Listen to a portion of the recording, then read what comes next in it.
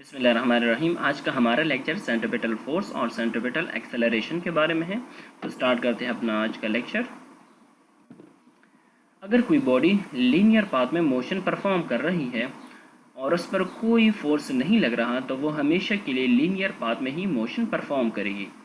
इसी तरह अगर कोई बॉडी सर्कुलर पाथ में मोशन परफॉर्म कर रही है, जैसे कि यहाँ पर आपको ये गाड़ी नज़र आ रही है, तो ये किस वजह से इस तरह मोशन परफॉर्म कर रही है? क्योंकि इस पर जो लगने वाला फोर्स है, हर पॉइंट पर उसका डायरेक्शन चेंज होगा टुवर्ड द सेंटर, तभी ये बॉडी सर्कुलर पाथ में मोशन परफॉर्म कर सकती है।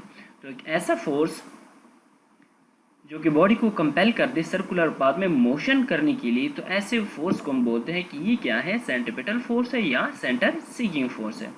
इस फिगर में आपको नज़र आ रहा है कि सेंट्रीपिटल फोर्स का डायरेक्शन हर पॉइंट पर टुवर्ड दी सेंटर होगा, तभी बॉडी एक सर्कुलर पाथ में मोशन परफॉर्म कर सकती है। तो ऐसे फोर्स को सेंटर सीकिंग फोर्स या सेंट्रीपिटल फोर्स कहा जाता है। इसके बाद बात कर लेते हैं सेंट्रीपिटल एक्सेलरेशन की। यही से आपको नज़र आ रहा है कि इस बॉडी की वेलोसिटी हर पॉइंट पर अपने मैग्नीट्यूड को चेंज कर रही है। अगर वेलोसिटी मैग्नीट्यूड या डायरेक्शन में से किसी भी एक चीज़ को चेंज करे तो वो क्या करेगी, एक्सेलरेशन को प्रोड्यूस करेगी।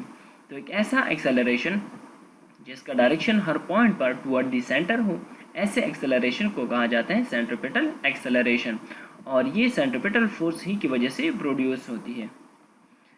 अब इस सेंट्रीपिटल एक्सेलरेशन की वैल्यू क्या आती है, इसका फॉर्मूला क्या है, उसकी डेरिवेशन की तरफ जाते हैं। इस सर्कल से हमें नज़र आ रहा है विद वेलोसिटी v1 और दूसरे पॉइंट तक पहुंच जाती है जहां पर इसकी वेलोसिटी v2 होती है। यहां से इसकी वेलोसिटी का डायरेक्शन चेंज होता है टुवर्ड द सेंटर। इसी तरह इस r को हमने नाम दिया डेल s का, रेडियस हमारे पास r है और सेंटर हमारे पास e है। इसी से अगर मैं दूसरा ट्राइंगल बना दूं तो मेरे पास दूसरा ट्राइंगल बन जाएगा PQR। वेलोसिटी के बीच में जो चेंज है, जो डिफरेंस है, उसको मैंने नाम दिया डेल V का, और ये हमारे पास आ गया V2 माइनस V1। ये हमारे पास V1 है और ये हमारे पास V2 है।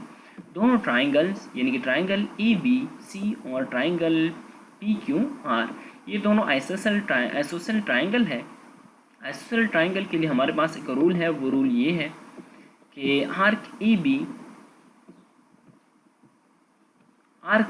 ये वाला आर्क डेल एस को अगर हम डिवाइड करते इस रेडियस पर, तो इसी तरह ये बराबर होगा इस आर्क के, अगर आप इसको इस साइड पर डिवाइड करते हैं, तो हमारे पास इक्वेशन आ जाएगा arc del S divided by E B is equal to P Q divided R Q divided by P Q.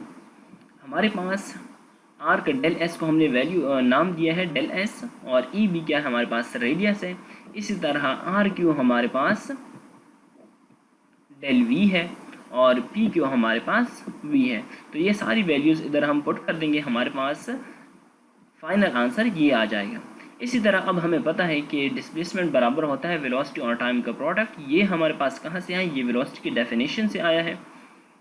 अब यहाँ पर डिस्प्लेसमेंट की वैल्यू अगर मैं ये लगा दूँ तो मेरे पास नेक्स्ट इक्वेशन आ जाएगा v del T divide by R is equal to del V divided by V. यहाँ से मैंने एक्सेलरेशन के डेफिनेशन को हासिल करना है। एक्सेलरेशन का डेफिनेशन है rate of change of velocity. तो टाइम को मैंने यहाँ पर डिवाइड करना है और इस वेलोसिटी को मैंने यहाँ पर इस वेलोसिटी के साथ मल्टीप्लाई करना है। तो नेक्स्ट इक्वेशन आ जाएगा del V divided by T is equal to V square divided by R. अब rate of change of velocity को हम बोलते हैं एक्सेलरेशन, तो इसकी वैल्यू हमारे पास आ गई V square divided by R. ये क्या है आपके साथ सेंट्रीपिटल एक्सेलरेशन है। ये वो एक्सेलरेशन है जिसकी वजह से बॉडी एक सर्कुलर पाथ में मोशन परफॉर्म करती है और उसका डायरेक्शन हर वक्त सेंटर की तरफ होता है। अब according to Newton second law हमें फोर्स की डेफिनेशन पता है कि ये मास और एक्सेलरेशन का प्रोडक्ट होता है।